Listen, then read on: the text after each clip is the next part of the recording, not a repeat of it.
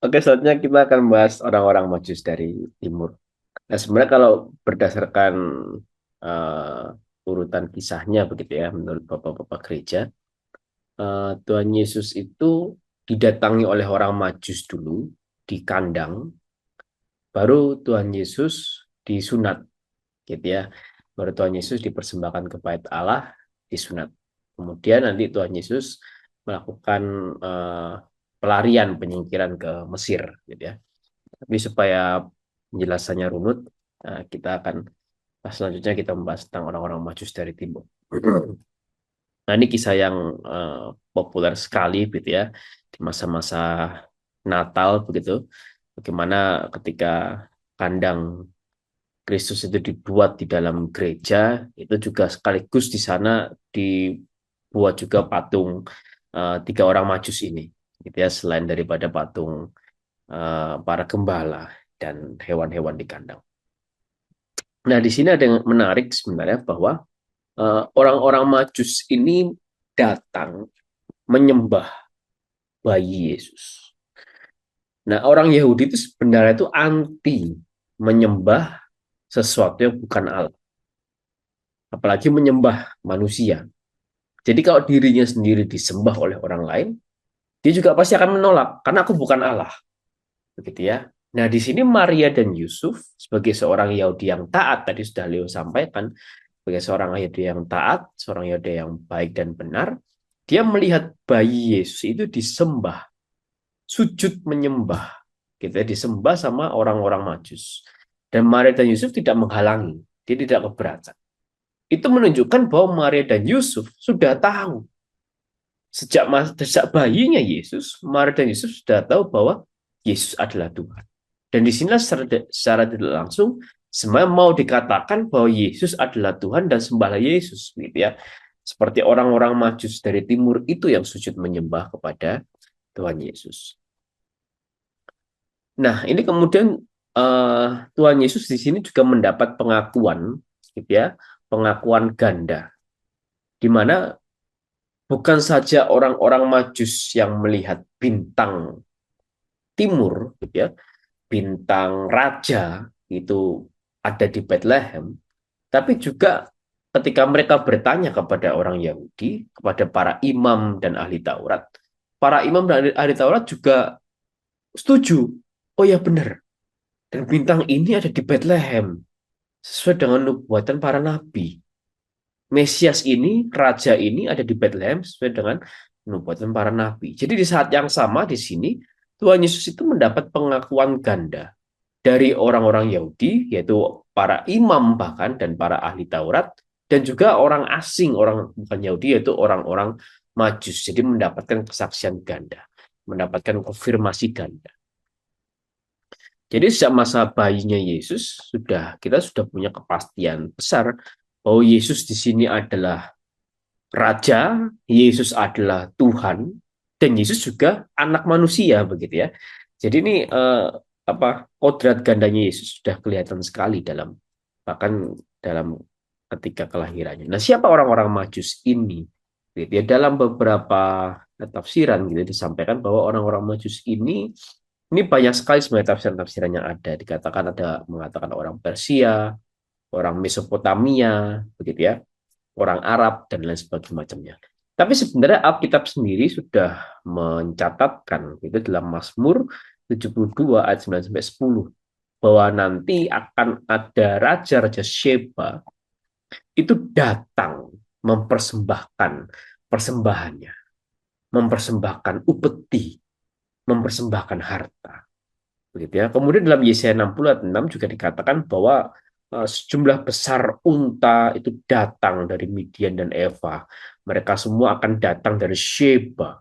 Itu akan membawa emas dan kemenyan. Jadi nubuatan kedatangan mereka itu sudah dinubuatkan dari sejak perjanjian lama sebenarnya.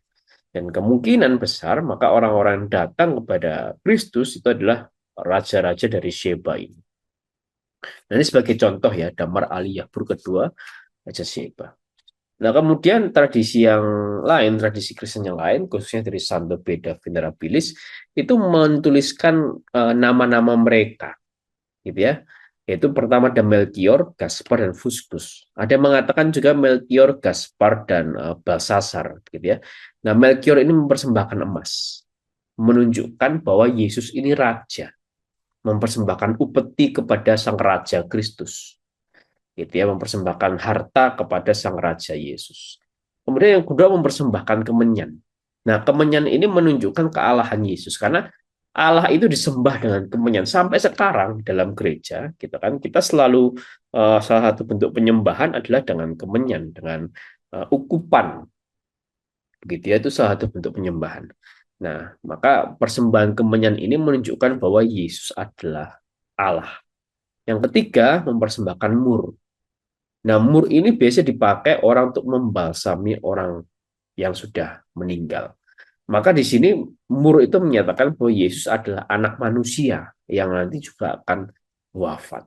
Gitu ya. Jadi di sini kembali lagi sudah menunjukkan sejak masa kecilnya Yesus sudah nampak bahwa Yesus itu adalah Raja, Tuhan, dan anak manusia.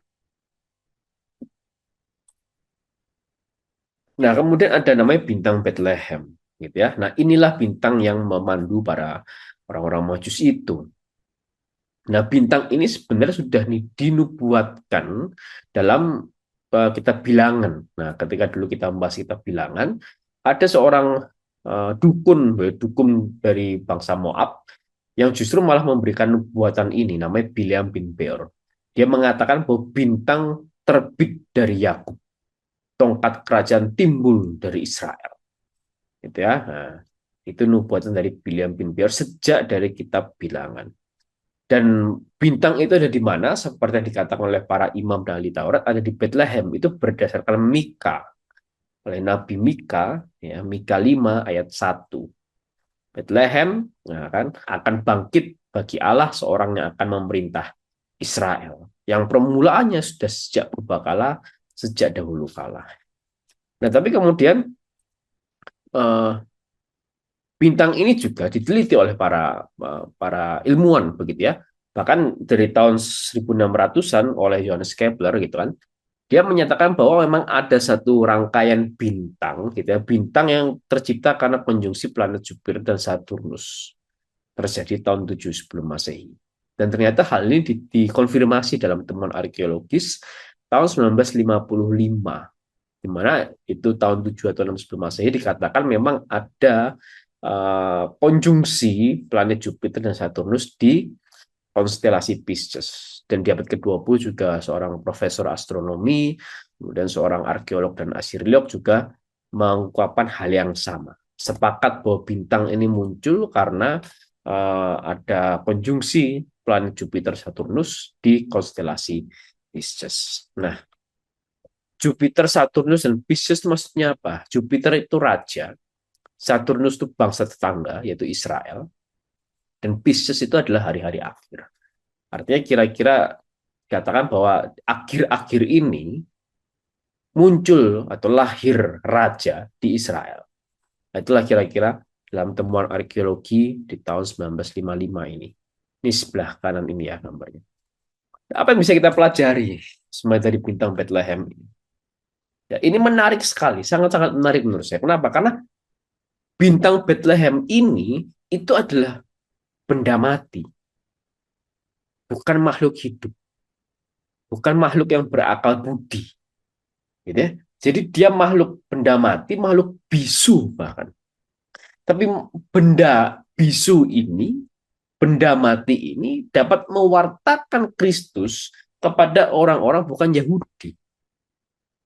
Jadi bintang Bethlehem ini sebagai saksi bisu yang memberitakan bayi Yesus yang belum bisa berbicara saat itu. Selayaknya seorang bayi pada umumnya yang bisu yang belum bisa berbicara. Begitu ya. Nah, maka akhirnya orang Majus ini datang dari jarak yang sangat jauh karena pewartaan dari bintang Bethlehem itu sampai kepada Kristus, menyembah Kristus sebagai Raja, Tuhan, dan anak manusia. Nah, yang mirisnya adalah di sini Kristus itu diterima oleh orang-orang Majus, tapi di akhir hidup Kristus dia ditolak orang-orang yang gitu ya.